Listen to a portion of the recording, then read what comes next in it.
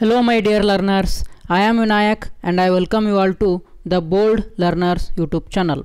So ಈಗ ಈ ಒಂದು ವಿಡಿಯೋದಲ್ಲಿ ಆದರ್ಶ ವಿದ್ಯಾಲಯ ಪ್ರವೇಶ ಪರೀಕ್ಷೆಗೆ ಸಂಬಂಧಪಟ್ಟಂತೆ 2023ನೇ ಇಸ್ವಿಯ ಇಂಗ್ಲಿಷ್ ಪ್ರಶ್ನೆ ಪತ್ರಿಕೆಯನ್ನು ಸಾಲ್ವ್ ಮಾಡೋಣ. ಓಕೆ, ಅದಕ್ಕೂ ಮುಂಚೆ ನಿಮಗೇನಾದರೂ ಆದರ್ಶ ವಿದ್ಯಾಲಯ ಪ್ರವೇಶ ಪರೀಕ್ಷೆಯ ಹಿಂದಿನ ವರ್ಷದ ಪ್ರಶ್ನೆ ಪತ್ರಿಕೆಗಳು ಬೇಕಾಗಿದ್ದರೆ ಈ ಒಂದು ವಾಟ್ಸಪ್ ನಂಬರ್ಗೆ ಮೆಸೇಜ್ ಮಾಡಿ. ನಾವು ನಿಮಗೆ 2011ರಿಂದ ಹಿಡಿದು 2024ನೇ ವರ್ಷದವರೆಗೆ ಕ್ವಶನ್ ಪೇಪರ್ಸ್ ವಿತ್ ಕೀ ಆನ್ಸರ್ಗಳನ್ನ ಕೊಡ್ತೀವಿ. ಓಕೆ, ಹಾಗಿದ್ರೆ ಈ ಪ್ರಶ್ನೆ ಪತ್ರಿಕೆಗಳನ್ನ ಬಿಡಿಸೋದರಿಂದ ನಿಮಗೆ ಆಗುವ ಲಾಭಗಳೇನು ಅಂತ ನೋಡೋದಾದರೆ, ಈ ಕೆಲವೊಂದಿಷ್ಟು ಪ್ರಶ್ನೆಗಳು ರಿಪೀಟ್ ಆಗಿರ್ತಾವೆ. ಸೊ ಆ ಥರ ರಿಪೀಟ್ ಆದಂಥ ಪ್ರಶ್ನೆಗಳನ್ನು ನೀವು ತುಂಬ ಚೆನ್ನಾಗಿ ಪ್ರಾಕ್ಟೀಸ್ ಮಾಡ್ಬೋದು. ಮತ್ತು ನಿಮಗೆ ಕ್ವಶನ್ ಪೇಪರ್ ಪ್ಯಾಟರ್ನ್ ಹೇಗಿರ್ತದೆ, ಓಕೆ, ಯಾವ ವಿಷಯದಿಂದ ಹೆಚ್ಚು ಪ್ರಶ್ನೆಗಳು ಬಂದಿದ್ದಾವೆ, ಈ ಥರ ಎಲ್ಲ ಗೊತ್ತಾಗ್ತದೆ.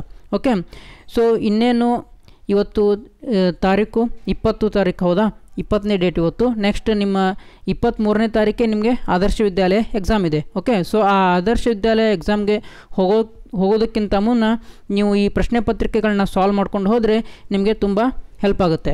ಓಕೆ, ಆನಂತರ ಈ ಒಂದು ಪ್ರಶ್ನೆ ಪತ್ರಿಕೆ ಕೇವಲ ಆದರ್ಶ ವಿದ್ಯಾಲಯ ಎಕ್ಸಾಮ್ಗೆ ಮಾತ್ರ ಉಪಯೋಗ ಆಗುತ್ತೆ ಅಂತ ನಾನು ಹೇಳೋದಿಲ್ಲ. ಇದು ನಿಮಗೆ ಮುಂಬರುವಂತಹ ಸೈನಿಕ್ ಶಾಲೆ ಎಕ್ಸಾಮ್ ಇರ್ಬೋದು, ಆಮೇಲೆ ಮೌಲಾನಾ ಆಜಾದ್ ಎಂಟ್ರೆನ್ಸ್ ಎಕ್ಸಾಮ್ ಇರ್ಬೋದು, ಈ ಥರದ ಎಲ್ಲ ಥರದ ಪ್ರವೇಶ ಪರೀಕ್ಷೆಗಳಿಗೆ ಈ ಒಂದು ಪ್ರಶ್ನೆ ಪತ್ರಿಕೆಗಳು ಹೆಲ್ಪ್ ಆಗ್ತವೆ.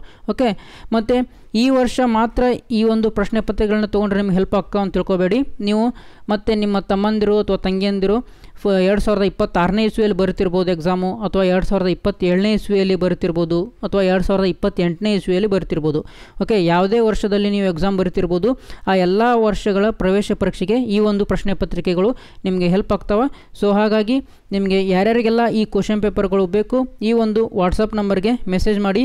ನಾವು ಅತಿ ಕಡಿಮೆ ಶುಲ್ಕವನ್ನು ತೆಗೆದುಕೊಂಡು ನಿಮಗೆ ವಾಟ್ಸಪ್ ಮುಖಾಂತರ PDF ಮಾಡಿ ಈ ಒಂದು ಪ್ರಶ್ನೆ ಪತ್ರಿಕೆಗಳನ್ನ ಶೇರ್ ಮಾಡ್ತೀವಿ. ಓಕೆ, ಹಾಗಿದ್ದರೆ ಈಗ ಈ ಒಂದು ವಿಡಿಯೋದಲ್ಲಿ 2023ನೇ ಇಸ್ವಿಯ ಆದರ್ಶ ವಿದ್ಯಾಲಯ ಪ್ರವೇಶ ಪರೀಕ್ಷೆಯ ಇಂಗ್ಲೀಷ್ ಪ್ರಶ್ನೆ ಪತ್ರಿಕೆಗಳನ್ನ ಸಾಲ್ವ್ ಮಾಡೋಣ. ಓಕೆ, ವಿಡಿಯೋ ಇಷ್ಟ ಆದರೆ ಲೈಕ್ ಮಾಡಿ ಮತ್ತು ನಿಮ್ಮ ಸ್ನೇಹಿತರ ಜೊತೆ ಶೇರ್ ಮಾಡ್ಕೊಳ್ಳಿ. ಓಕೆ, ಹಾಗಾದರೆ ಇಂಗ್ಲೀಷ್ ಪ್ರಶ್ನೆ ಪತ್ರಿಕೆ ನೋಡಿ. ಮೊದಲನೇ ಪ್ರಶ್ನೆ ಹೀಗಿದೆ: fill in the blank with the correct form of word given in the bracket ಅಂತ ಕೊಟ್ಟಿದ್ದಾರೆ.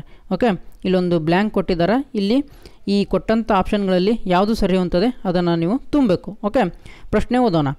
ರಾಜು ಡ್ಯಾಶ್ ವರ್ಕ್ ಅಂತ ಕೊಟ್ಟಿದ್ದಾರೆ.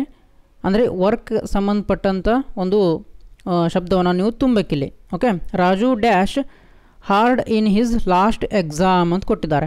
ಓಕೆ, ಇಲ್ಲಿ ಏನು ಕೊಟ್ಟಿದ್ದಾರಪ್ಪ ಅಂತಂದ್ರೆ ವರ್ಕ್ ಅಂತ ಕೊಟ್ಟಿದ್ದಾರೆ, ವರ್ಕ್ಡ್ ಅಂತ ಕೊಟ್ಟಿದ್ದಾರೆ, ವರ್ಕಿಂಗ್ ಅಂತ ಕೊಟ್ಟಿದ್ದಾರೆ, ವರ್ಕ್ಸ್ ಅಂತ ಕೊಟ್ಟಿದ್ದಾರೆ. ಸೊ ಇವುಗಳನ್ನ ನೀವು ಇಲ್ಲಿ ತುಂಬಬೇಕಪ್ಪ ಅಂತಂದ್ರೆ ನೀವು ಮೊದಲಿಗೆ ಇದು ಯಾವ ಕಾಲದಲ್ಲಿದೆ ಇದೊಂದು ವಾಕ್ಯ, ಅಂದರೆ ಪ್ರೆಸೆಂಟ್ ಟೆನ್ಸಲ್ಲಿದೆಯೋ, ಪಾಸ್ಟ್ ಟೆನ್ಸಲ್ಲಿದೆಯೋ, ಫ್ಯೂಚರ್ ಟೆನ್ಸಲ್ಲಿದೆಯೋ ಅಂತ ತಿಳ್ಕೊಬೇಕು. ಅಂದರೆ ಭವಿಷ್ಯತ್ನಲ್ಲಿದೆಯೋ, ವರ್ತಮಾನದಲ್ಲಿದೆಯೋ, ಇನ್ನು ಭೂತಮಾನದಲ್ಲಿದೆಯೋ ಅಂತ ತಿಳ್ಕೊಬೇಕು ನೀವು ಮೊದಲು. ಓಕೆ, ಅದನ್ನ ಹೇಗೆ ತಿಳ್ಕೊಳ್ಳೋದು ನೋಡಿಲಿ. Raju dash work hard in his last exam. Last exam ಅಂತಂದ್ರೇನು? ಹಿಂದಿನ ಎಕ್ಸಾಮು. ಹಿಂದಿನ ಅಂತಂದ್ರೆ ಭೂತಕಾಲದಲ್ಲಿ ನಡೆದಿದೆ. ಓಕೆ, ಸೊ ಹಾಗಾಗಿ ಭೂತಕಾಲದಲ್ಲಿ ನಡೆದಿದ್ರೆ ಹಾಗಾದರೆ ನಾವು ಪಾಸ್ಟ್ ಟೆನ್ಸ್ ಆಫ್ ವರ್ಕ್, ಈ ವರ್ಕ್ ಎಂಬ ಶಬ್ದದ ಪಾಸ್ಟ್ ಟೆನ್ಸ್ ಅದನ್ನು ತುಂಬಬೇಕು ನಾವು. ಓಕೆ, ಸೊ ಇಲ್ಲಿ ವರ್ಕಿಂಗ್ ಅನ್ನುವಂಥದ್ದು ವರ್ತಮಾನ ಕಾಲದಲ್ಲಿ ಆಗ್ತದೆ. ಸೊ ಹಾಗಾಗಿ ಈ ಒಂದು ರಾಂಗ್ ಆಗ್ತದೆ. ವರ್ಕ್ಸ್ ಅನ್ನೋದು ಇದು ಸಹ ವರ್ತಮಾನ ಕಾಲದಲ್ಲಿ ಆಗ್ತದೆ. ನೆಕ್ಸ್ಟು ವರ್ಕ್ ಅನ್ನುವಂಥದ್ದು ಇಲ್ಲಿ ತುಂಬಕ್ಕೆ ಬರೋದಿಲ್ಲ. ಸೊ ವರ್ಕ್ಡ್ ಅನ್ನುವಂಥದ್ದು ಇದು ಕರೆಕ್ಟ್ ಆಗ್ತದೆ ನೋಡಿರಿ. Option B worked. ಅಂದರೆ Raju worked hard in his last exam. ಅಂದರೆ ಅವನು ತನ್ನ ಹಿಂದಿನ ಪರೀಕ್ಷೆಯಲ್ಲಿ ತುಂಬ ಚೆನ್ನಾಗಿ ಅಭ್ಯಾಸ ಮಾಡಿದ್ದ ಅಥವಾ ತುಂಬ ಕಷ್ಟಪಟ್ಟು ಓದಿದ್ದ ಅಂತೇಳಿ ಆನ್ಸರ್ ಬರ್ತದೆ. So Raju worked hard in his last exam ಇದು ಭೂತಕಾಲದಲ್ಲಿರುವಂತಹ ಒಂದು ಸೆಂಟೆನ್ಸು. ಓಕೆ, ನೆಕ್ಸ್ಟ್ ಎರಡನೇ ಪ್ರಶ್ನೆ ನೋಡೋಣ. ಎರಡನೇ ಪ್ರಶ್ನೆ ನೋಡ್ರಿ ಇಲ್ಲಿ. Look at the picture and identify the profession of the person ಅಂತ ಕೊಟ್ಟಿದ್ದಾರೆ. ಪ್ರೊಫೆಷನ್ ಅಂದ್ರೇನು? ಕೆಲಸ, ತಾವು ಮಾಡುವಂಥ ಕೆಲಸ ಅಂತೇಳಿ ಅರ್ಥ. ಓಕೆ, ಸೊ ಹಾಗಾದರೆ ಈ ಪಿಕ್ಚರನ್ನು ನೋಡಿ ಆ ಮನುಷ್ಯ ಯಾವ ಕೆಲಸವನ್ನು ಮಾಡ್ತಿದ್ದಾನೆ, ಓಕೆ, ಅಥವಾ ಅವನ ಪ್ರೊಫೆಷನ್ ಏನು, ಅವನ ಉದ್ಯೋಗ ಏನು ಅಂತೇಳಿ ನೀವು ತಿಳ್ಕೊಬೇಕು, ಹೇಳಬೇಕು. ಆಪ್ಷನ್ಗಳು ನೋಡ್ತಾ ಹೋಗ್ರಿ. ಇಲ್ಲಿ ಏನಿದೆ ಇಲ್ಲಿ ಆಪ್ಷನ್ನು?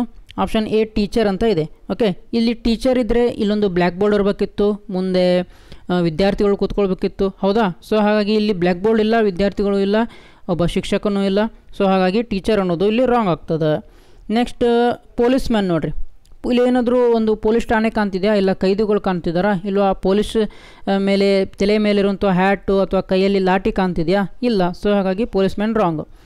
ಪ್ರೊಫೆಸರ್ ಅಂದ್ರೇನು, ಇದು ಸರ್ ರಾಂಗು. ಈ ಕಾಲೇಜಲ್ಲಿ ಲೆಕ್ಚರರ್ಸು ಪ್ರೊಫೆಸರ್ಸ್ ಇರ್ತಾರಲ್ವಾ, ಅಲ್ಲಿಯೂ ಸಹ ಸ್ಟೂಡೆಂಟ್ಸ್ ಇರಬೇಕಿತ್ತು, ಬ್ಲ್ಯಾಕ್ ಬೋರ್ಡ್ ಇರಬೇಕಿತ್ತು, ಹೌದಾ? ಸೊ ಇದು ಯಾವುದು ನಿಮ್ಗೆ ಕಾಣ್ತಿಲ್ಪ ಅಂದ್ರೆ ಪ್ರೊಫೆಸರು ಅಲ್ಲ. ಬದಲಾಗಿ ಇಲ್ಲಿ ನೋಡ್ಬೋದು ನೀವು ಕೆಲವೊಂದಿಷ್ಟು ಕಂಪ್ಯೂಟರ್ಸ್ಗಳಿದಾವೆ. ಓಕೆ, ಈ ಥರ ಟವರ್ ಸಿಗ್ನಲನ್ನು ಏನು ತೆಗೆದುಕೊಳ್ಳುವಂಥ ಟವರ್ಗಳಿದಾವೆ, ಹೌದಾ? ಸೊ ಹಾಗಾಗಿ ಇಲ್ಲಿ ನೋಡಿ ಇಲ್ಲೊಂದಿಷ್ಟು ಏನೋ ಕೆಮಿಕಲ್ ಹಾಕ್ತಿದ್ದಾರೆ ಸೈಂಟಿಸ್ಟು. ಓಕೆ, ಸೊ ಈ ಥರ ಕೆಮಿಕಲ್ಗಳೊಂದಿಗೆ ಈ ಥರ ದೊಡ್ಡ ದೊಡ್ಡ ಇನ್ಸ್ಟ್ರೂಮೆಂಟ್ಗಳೊಂದಿಗೆ ಕೆಲಸ ಮಾಡೋರು ಯಾರಪ್ಪ ಅಂದರೆ ಸೈಂಟಿಸ್ಟ್, ಹೌದಾ? Option B is the right answer ಹಂಗಾರು. ಓಕೆ, ನೆಕ್ಸ್ಟ್ ಮೂರನೇ ಪ್ರಶ್ನೆ ಹೋಗೋಣ. Read the following poem and fill the suitable rhyming words from the given option ಅಂತ ಕೊಟ್ಟಿದ್ದಾರೆ. ಓಕೆ, ರೈಮಿಂಗ್ ವರ್ಡ್ಸ್ ಅಂತಂದ್ರೇನು, ಪ್ರಾಸಪದ, ಹೌದಾ? ರೈಮಿಂಗ್ ವರ್ಡ್ಸ್ ಅಂತಂದ್ರೇನು, ಪ್ರಾಸಪದಗಳು. ಓಕೆ, ಆ ಪ್ರಾಸಪದವನ್ನು ನೀವು ತುಂಬಬೇಕಿಲ್ಲಿ. ಓಕೆ, ಹಾಗಾದರೆ ಪದ್ಯವನ್ನು ಓದೋಣ ಮೊದಲು. The man who wants a garden fair or small or very big. Next ಮೂರನೇ ಲೈನ್ ನೋಡಿರಿ, with flowers growing here and dash must bend his back and dash ಅಂತ ಕೊಟ್ಟಿದ್ದಾರೆ. ಅಂದರೆ ನೀವು ಇಲ್ಲಿ ಡ್ಯಾಶ್ ಏನು ಕೊಟ್ಟಿದ್ದಾರೆ ನೋಡಿರಿ, ಇಲ್ಲೊಂದು ಡ್ಯಾಶು ಇಲ್ಲೊಂದು ಡ್ಯಾಶು, ಇಲ್ಲಿ ಸರಿ ಹೊಂದುವಂಥ ಪ್ರಾಸಪದವನ್ನು ನೀವು ತುಂಬಬೇಕು. ಓಕೆ, ಹಾಗಾದರೆ ಆಪ್ಷನ್ಗಳು ನೋಡ್ತಾ ಹೋಗ್ರಿ. ಇಲ್ಲಿ ಯಾವಾಗಲೂ ಈ ಒಂದು ಪದಕ್ಕೆ ಸಂಬಂಧಪಟ್ಟಂಥದ್ದು ಇಲ್ಲಿ ಪ್ರಾಸಪದ ಇರ್ತದೆ. ಅದೇ ಥರ ಈ ಬಿಗ್ ಅನ್ನುವಂಥ ಪ್ರಾಸಪದಕ್ಕೆ ಸಂಬಂಧಪಟ್ಟದ್ದು ಇಲ್ಲಿ ಒಂದು ಪ್ರಾಸಪದವನ್ನು ತುಂಬಬೇಕು. ಸೊ ಫೇರ್ ಅಂತ ನಾವು ನನ್ನ ಶಬ್ದ ಉಚ್ಚಾರ ನೋಡಿರಿ, ಫೇರ್ ಫೇರ್ ಫೇರ್. ಇದೇ ಥರ ಇಲ್ಲಿ ಫೇರ್ ಎಂಬ ಏನು ಧ್ವನಿ ಇದೆ, ಆ ಥರಕ್ಕೆ ಸಂಬಂಧ ಆ ಥರ ಒಂದು ಶಬ್ದ ಇರಬೇಕಿಲ್ಲಿ. ಇಲ್ಲಿ. ಸೊ ಆಪ್ಷನ್ಗಳನ್ನ ಓದ್ಕೊತ ಹೋಗೋಣ. ಆಪ್ಷನ್ ಬಿ ನೋಡಿರಿ, ಅಗ್ಲಿ ಅಂತಿದೆ. ಸೊ ಫೇರ್ ಅಗ್ಲಿ ಪ್ರಾಸಪದ ಆಗ್ತದನಾ? ಇಲ್ಲ. So wrong. ಆಪ್ಷನ್ ಡಿ ನೋಡಿರಿ, ಫೇರ್ ಬ್ಯೂಟಿಫುಲ್ ಒಂಥರ ಪ್ರಾಸಪದ ಆಗ್ತದನಾ? ಧ್ವನಿ ಸೇಮ್ ಬರ್ತಿದನಾ? ಇಲ್ಲ, ರಾಂಗ್ ಆಗ್ತದೆ. ಓಕೆ, ಆಮೇಲೆ ಆಪ್ಷನ್ ಸಿ ನೋಡಿರಿ, ಇಲ್ಲಿಯೂ ಸಹ ಫೇರ್ ಇದೆ, ಇಲ್ಲಿಯೂ ಸಹ ಫೇರ್ ಇದೆ. ಓಕೆ, ಅಂದ್ಕೊಳ್ಳೋಣ ಇರಲಿ ಅಂಥೇಳಿ. ಅದೇ ಬಿಗ್ ಅನ್ನುವಂಥದ್ದು ನೋಡಿರಿ, ಬಿಗ್ ಜೊತೆ ಇದೊಂದು ಸ್ಮಾಲ್ ಅನ್ನುವಂಥದ್ದು ಕೂಡ್ಕೋಬೇಕಾ, ಹೌದಾ? ಬಿಗ್ ಸ್ಮಾಲ್ ಬಿಗ್ ಸ್ಮಾಲ್ ಪ್ರಾಸಪದ ಆಗ್ತಿದೆನಾ? ಇಲ್ಲ. ಸೊ ಇದು ರಾಂಗು. ಅದೇ ಒಂದು ವೇಳೆ ಆಪ್ಷನ್ ಎ ನೋಡ್ರಿ ನೀವು ಇಲ್ಲಿ, the man who wants a garden fair or small or very big ಅಂತ ಕೊಟ್ಟಿದ್ದಾರೆ. ಸೊ ಈ ಫೇರ್ ಜೋಡಿ ನಾವು ದೇರ್ ಅಂತ ಹಾಕಿದರೆ ಪ್ರಾಸಪದ ಆಗ್ತದಲ್ವಾ? ಅದೇ ಈ ಬಿಗ್ ಜೊತೆ ಡಿಗ್ ಅಂತ ಹಾಕಿದರೆ ಪ್ರಾಸಪದ ಆಗ್ತದೆ. ನೋಡಿರಿ, the man who wants a garden fair or small or very big with flowers growing here and there must bend his back and dig. Okay, ಅಂದರೆ ಬಿಗ್ ಜೊತೆ ಡಿಗ್ ಅನ್ನುವಂಥ ಪ್ರಾಸಪದ ಆಗ್ತದೆ, ಫೇರ್ ಅನ್ನೋ ಜೊತೆ ದೇರ್ ಅನ್ನುವಂಥ ಪ್ರಾಸಪದ ಆಗ್ತದೆ. ಓಕೆ, ಅರ್ಥ ಆಗಿದೆ ಅಂತ ಅಂದ್ಕೊಳ್ತೀನಿ. ಸೊ ಹಾಗಾಗಿ ಆಪ್ಷನ್ ಎ ಅನ್ನೋದು ಇಲ್ಲಿ ಸರಿಯಾದ ಉತ್ತರ ಆಗ್ತದೆ. ನೆಕ್ಸ್ಟ್ ನಾಲ್ಕನೇ ಪ್ರಶ್ನೆ ನೋಡಿ, give one word substitution for the following sentence ಅಂತ ಕೊಟ್ಟಿದ್ದಾರೆ.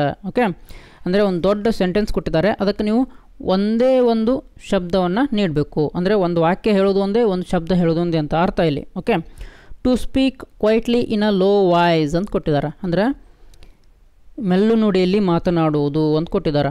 ಓಕೆ, ಕಮ್ಮಿ ಧ್ವನಿಯಲ್ಲಿ ಮಾತನಾಡುವುದು ಅಂತೇಳಿ ಇದರದ ಅರ್ಥ.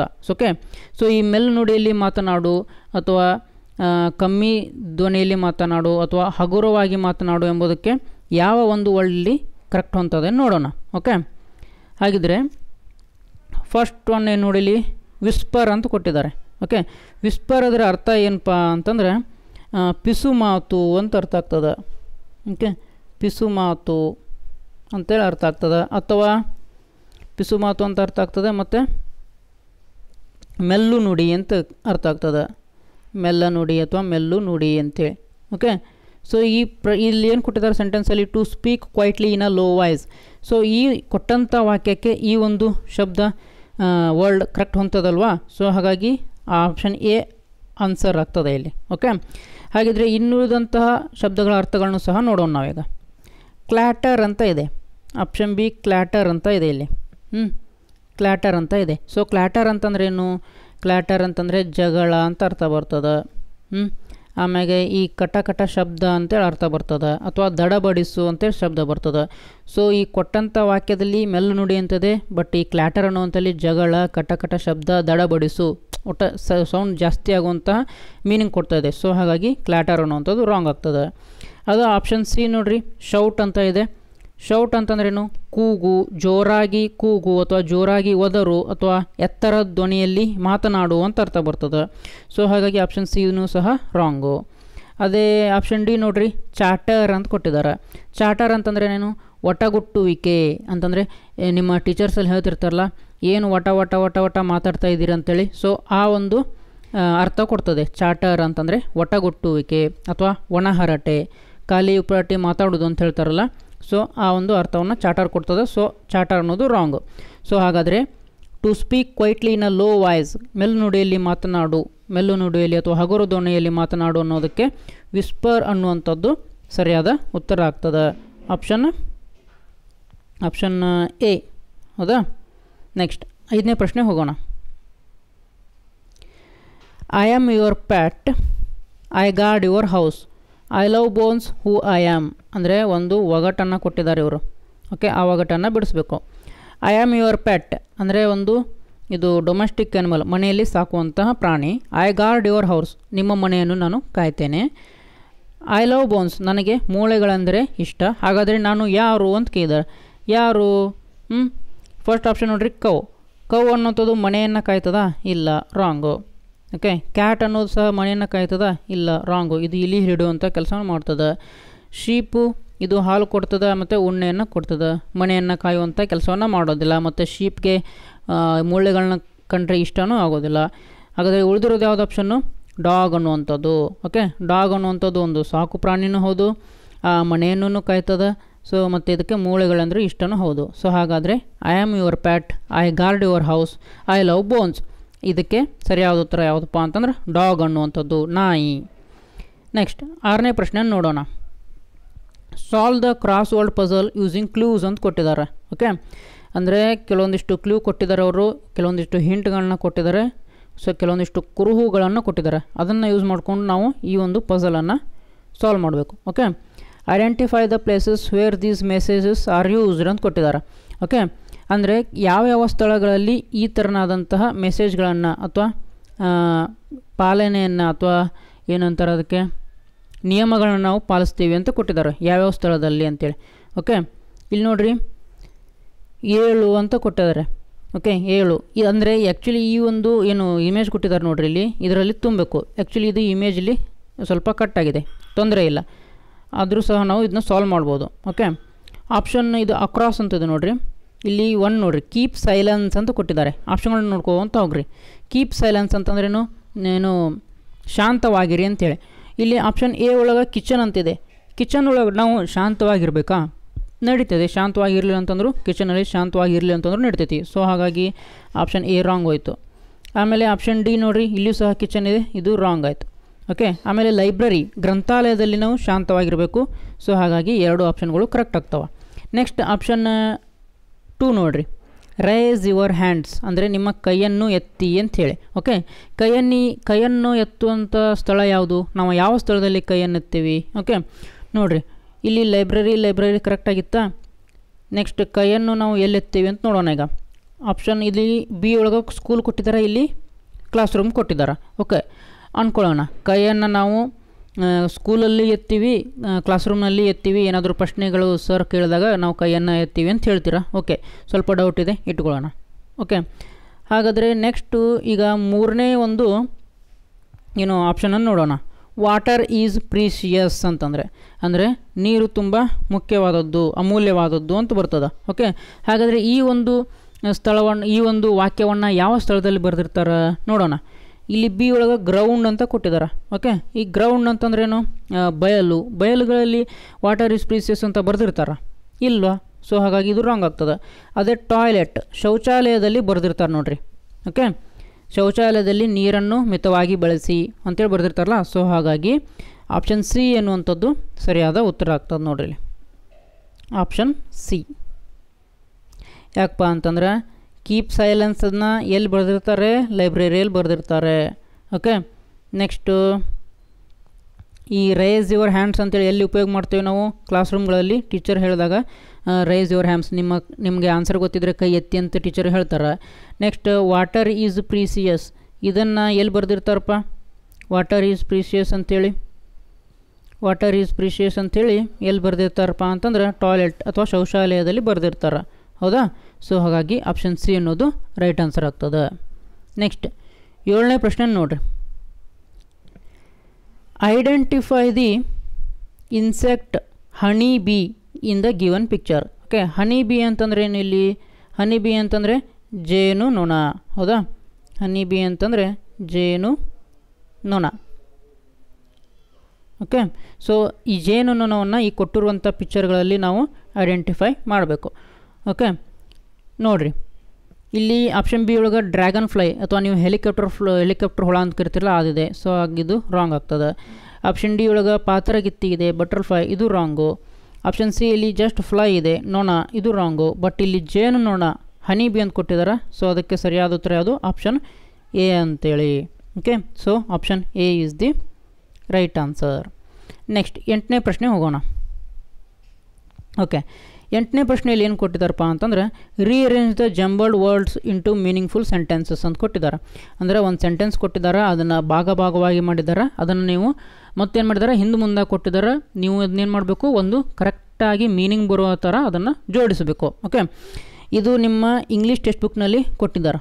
ಓಕೆ, ಸೊ ಈ ಥರ ಇಂಗ್ಲೀಷ್ ಟೆಕ್ಸ್ಟ್ ಬುಕ್ನಲ್ಲಿ ಸುಮಾರು ಒಂದು 3-4 ಸೆಂಟೆನ್ಸ್ ಕೊಟ್ಟಿದ್ದಾರೆ. ಪ್ರತಿ ಸಲ ಎಕ್ಸಾಮ್ಗೂ ಸಹ ಇದೇ ಥರನಾದಂಥ ಏನು ಕ್ವಶನ್ ಬರ್ತದೆ. ಸೊ ಹಾಗಾಗಿ ಇದನ್ನು ನೀವು ತುಂಬ ಚೆನ್ನಾಗಿ ನೋಡ್ಕೋಬೇಕು. ಇದೊಂದು ಇಂಪಾರ್ಟೆಂಟ್ ಕ್ವಶನ್.